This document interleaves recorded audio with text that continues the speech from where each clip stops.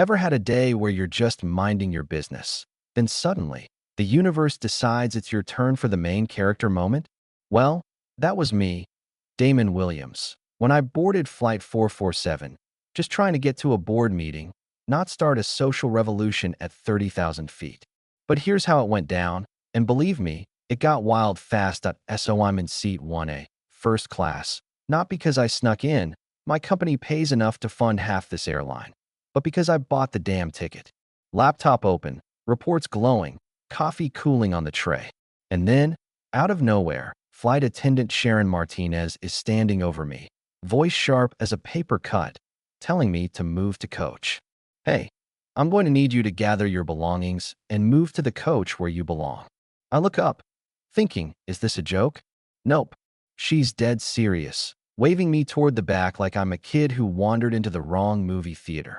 People start watching, phones coming out, especially this kid in 4B who's whispering, "Y'all, this is crazy," into her TikTok livestream.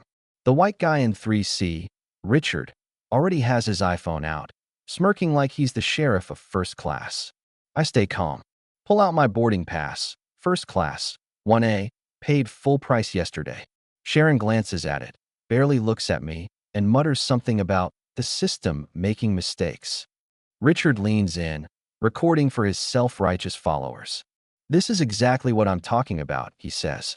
"People gaming the system, taking seats they didn't earn. You ever been so angry you could boil water just by staring at it? That's me, but I know blowing up just gives them what they want. So I stay calm, show my boarding pass again. Sharon isn't having it. She calls for backup. Now we've got a gate agent with a tablet, a sweaty security officer named Martinez, and the TikTok stream in 4B climbing from 37 to 1,200 viewers.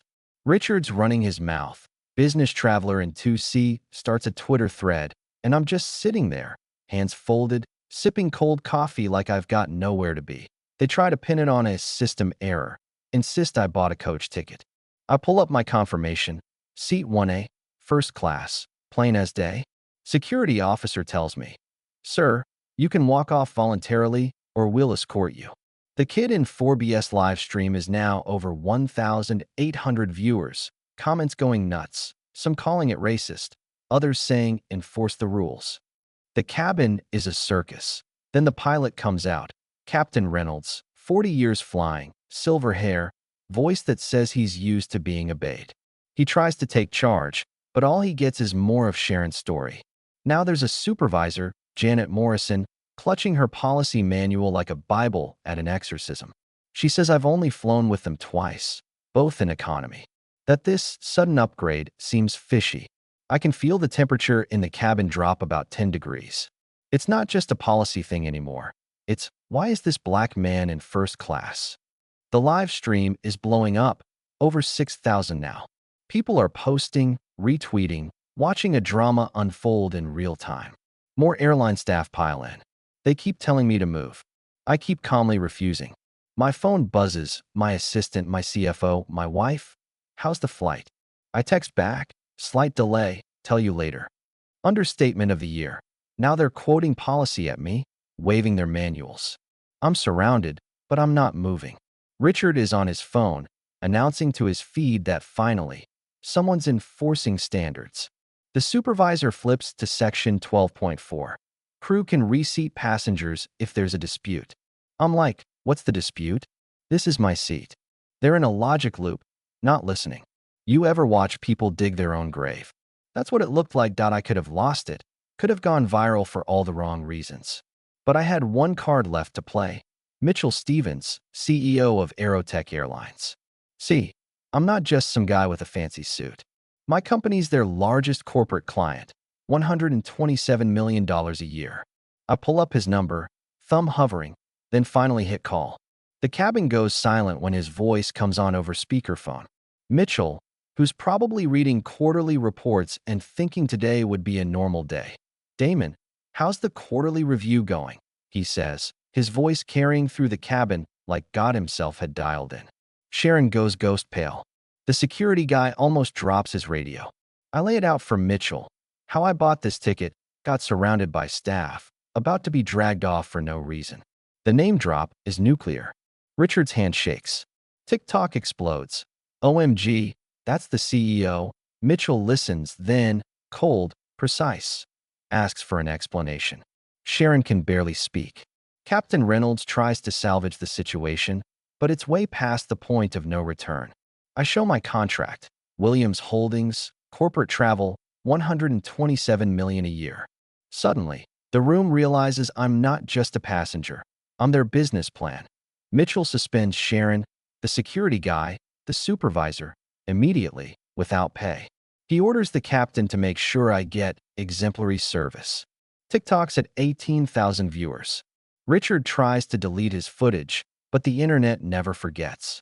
I look around, Sharon fighting tears, Janet clinging to her manual, the kid in 4B now the most popular streamer in America.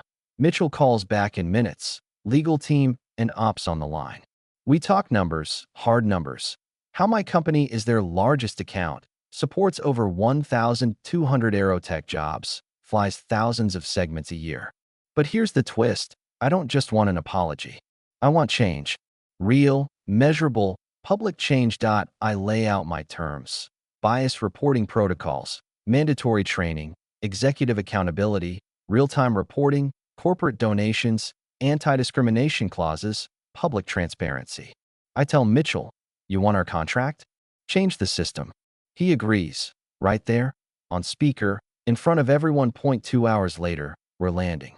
Agreement signed. The company transformed mid-air. The staff involved, suspended, but given a path back through training and proof of change. Sharon, humbled, promises to do better. The teenager who live-streamed. Her phone dead, but her story viral. Richard apologizes, admits his bias. I tell him, acknowledgement is the first step. What matters is what you do with that awareness. 6 months on, Aerotech leads the industry in bias prevention, transparency, and inclusion. Complaints drop, customer scores soar, stock price jumps. Other airlines scramble to keep up.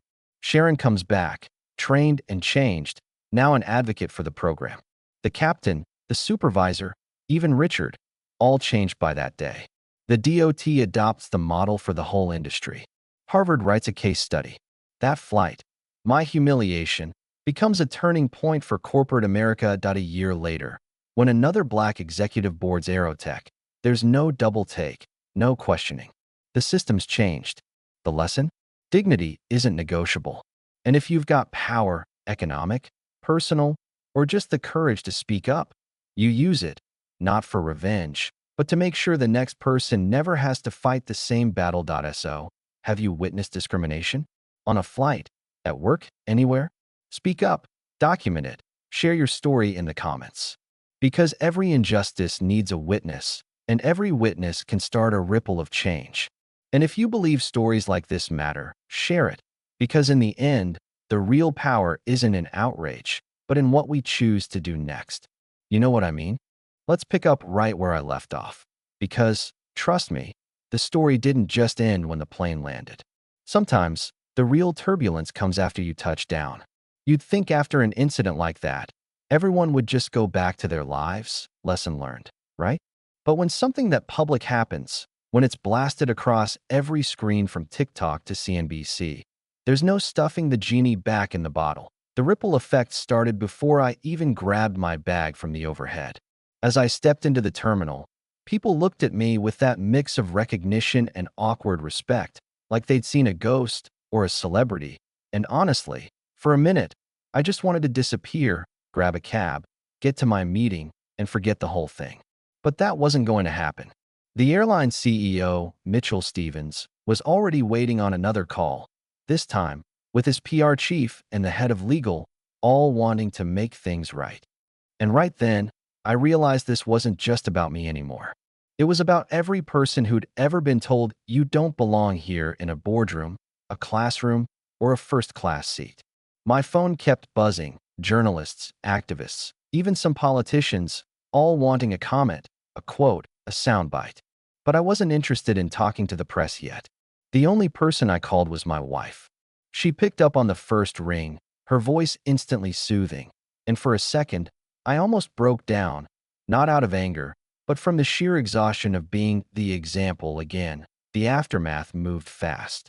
Aerotech issued a public apology, but it wasn't some canned PR line. They quoted the exact policy changes we'd hashed out mid-flight. Their new Dignity in Flight initiative launched within weeks, with my company's name quietly listed as the primary partner. The first bias reporting app for airline passengers went live a month later.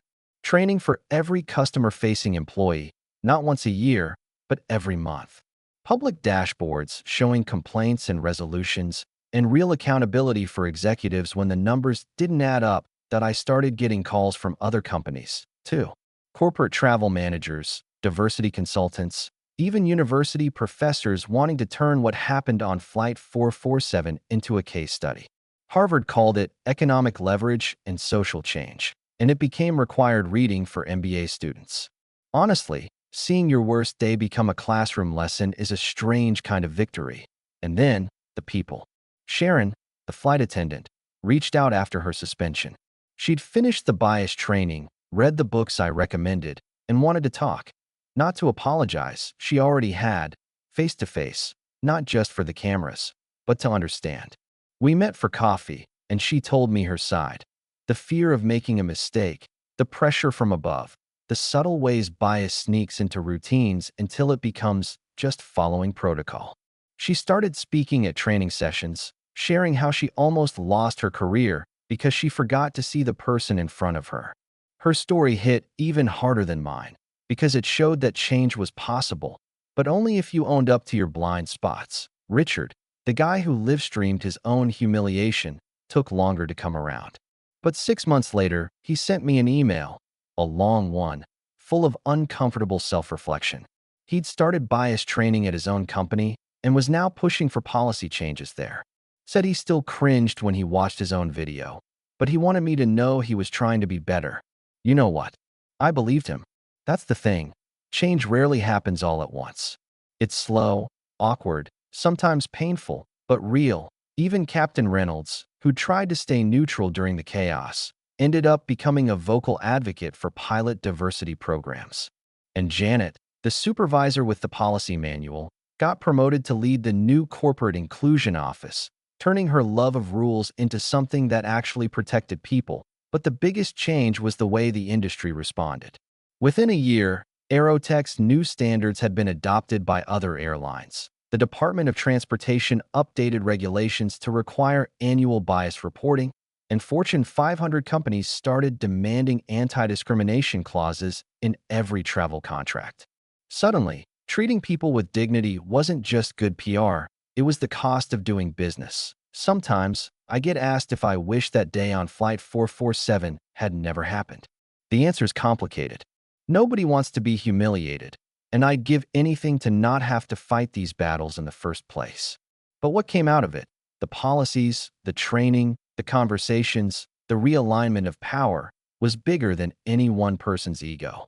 My kids will grow up in a world where, maybe, just maybe, the first reaction when a black executive sits in first class won't be suspicion, but respect. 6 months after that flight, I got a handwritten letter from a young black woman who'd seen the story online. She wrote, "Because of you, I boarded my flight to New York with my head held high." The crew greeted me with a smile. For the first time, I felt like I belonged. I kept that letter. On the days when the world feels heavy, it reminds me why you stand your ground, not just for yourself, but for everyone coming up behind you. So yeah, sometimes life drags you into a fight you never asked for, and it's messy and public and way bigger than you think you can handle. But if you play it right, if you stay calm, use your leverage, and demand change, you can turn even the worst day into something that changes the game for everybody. And in a world where dignity is still up for debate, that's worth every ounce of discomfort. So, next time you see injustice, don't look away. Document it, talk about it, push for real change. Because you never know, your worst day might just be the spark that starts something bigger.